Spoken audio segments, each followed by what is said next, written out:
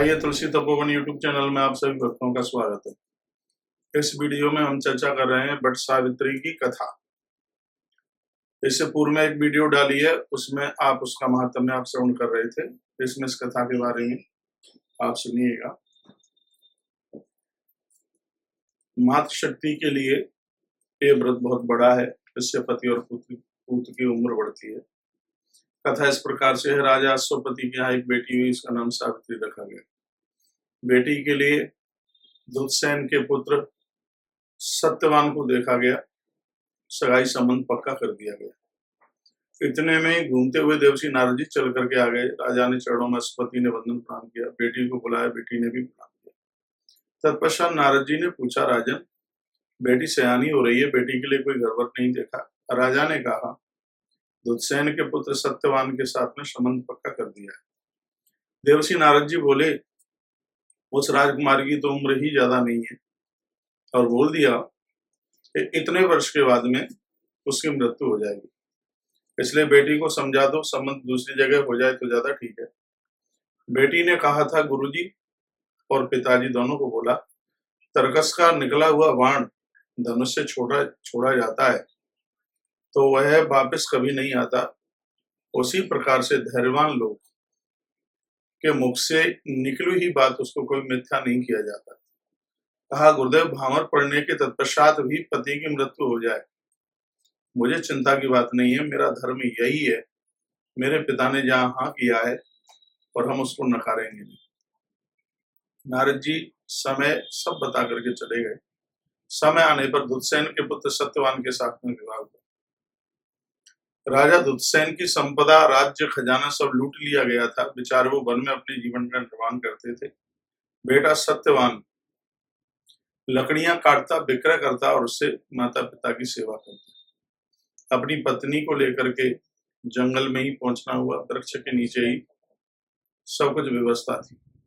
धीमे धीमे वह समय आ गया जिस दिन के लिए देवर्षि नारद जी ने कहा था। आज रो पड़ी सावित्री और कहा अपने पति को, मैंने आज तक आपको कभी कुछ बोला नहीं है, आज मैं वन में लकड़ी काटने के लिए आपके साथ जाऊंगा। सत्यवान ने कहा, माता पिता की अनुमति ले लीजिए, ऐसे मैं नहीं बोल सकता। अपने सास ससुर से अनुमति ली, चरणों में वंदन प्रणाम किया और कहा, मैंने आज तक कभी कुछ मांगा नहीं है।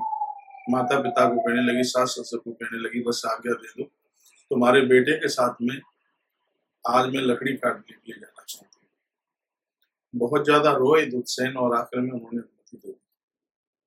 सावित्री और सत्यवान दोनों गए। पेड़ पर बैठ करके लकड़ी काट रहा था राजकुमार सत्यवान। इतने में वो टाइम पूरा हो गया। स्वयं धर्मराज उसके प्राणों को लेने के आए और वह मूर्छित हुआ अपनी जगह पर।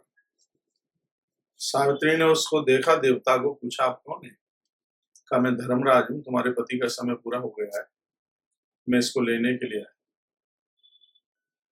सावित्री ने कहा, लेने के लिए तो तुम्हारे दूत आते थे, तुम्हारा आना कैसे हुआ?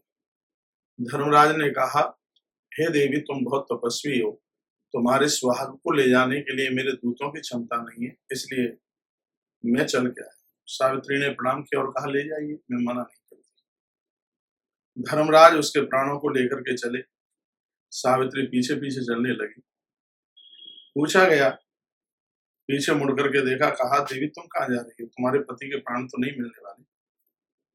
सावित्री ने कहा कि महापुरुषों ने ये कहा है, जहां पर महापुरुष चलते हो उनके रास्ते पर ही चलना, उसी में जी माता का कल्याण है, इसलिए हम पीछे चल रहे थे। धर्मराज इतने प्रसन्न हो गए और कहा, हे देवी, अपने पति के प्राणों को छोड़ करके तुम मुझसे जो एक वरदान मांग सके वो मांग ले। सावित्री ने त्रिवाचा भरवाई, कहा, हाँ बिल्कुल मांग लीजिए। तब कहा कि हम आपसे वरदान मांगते हैं, हमारे सास ससुर की आंखें नहीं है, उनको आंखें मिल जाए। धर्मराज ने कहा, ऐसा ही होगा, सास ससुर को आंखें मिल गई। तत्पश्चात फिर सत्यवान को लेकर के चले। सावित्री पीछे पीछे जा रही थी। फिर मुड़ के देखा तो वो देवी आ रही थी। कहा, देवी तुम क्यों परेशान हो रही हो?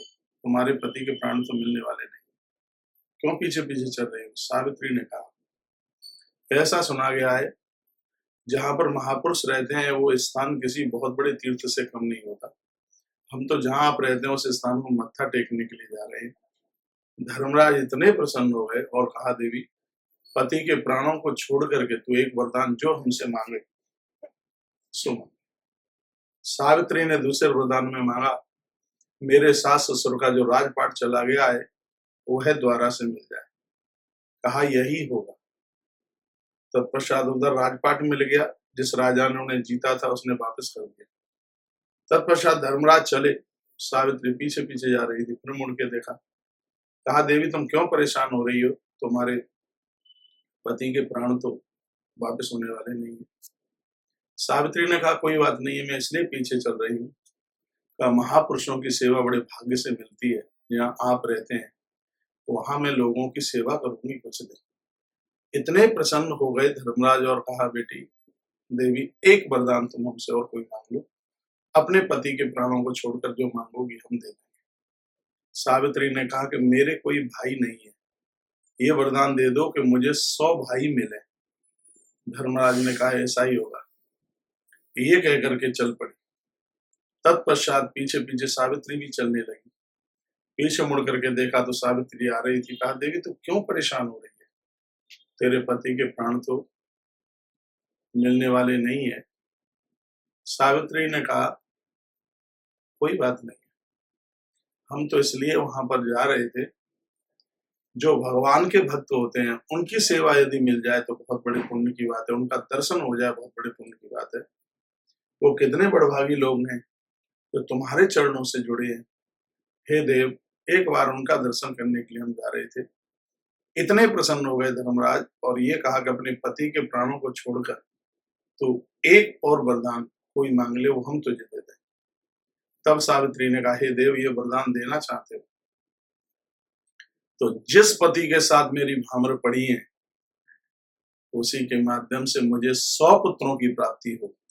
एकाएक मुंह से धर्मराज के मुंह से निकल गया कि ऐसा ही होगा। तब सावित्री ने कहा, ऐसा ही होगा तो अब पति को छोड़ जाओ, क्योंकि पुत्रों के जन्म के लिए मुझे पति की आवश्यकता है। चरणों में वंदन प्रणाम किया धर्मराज ने, सत्यवान के प्राणों को छोड़ करके गए।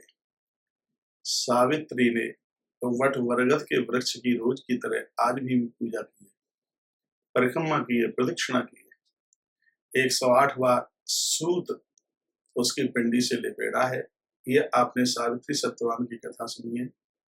जो माताएं आज के दिन, जिसे वट सावित्री के ही नाम से जाना जाता है, बरगद की पूजा करें, प्रदक्षिणा करें, परिक्रमा करें, सुहाग की दीर्घ आयु होती है, लंबी आयु होती है, परिवार दिन दूना रात्रि चौगुने के रूप में बढ़ता है। इसलिए मातृ शक्ति को चाहिए आज के दिन वह वट पूजा करके, बरगद की पूजा करके ये सौभाग्य जरूर बनाए। वीडियो कैसे लगी आप लाइक करके, वीडियो को शेयर करके अपना जवाब जरूर भेजेंगे। चैनल से पहली बार जुड़े हैं, चैनल को सब्सक्राइब करके बेल बटन दबाना ना भूलें। बहुत बहुत धन्यवाद मेरी सभी बहन और माताओं के लिए। वट सावित्री बहुत विशेष हो, प्रभु के चरणों में हमारी ऐसी प्रार्थना है। धन्यवाद।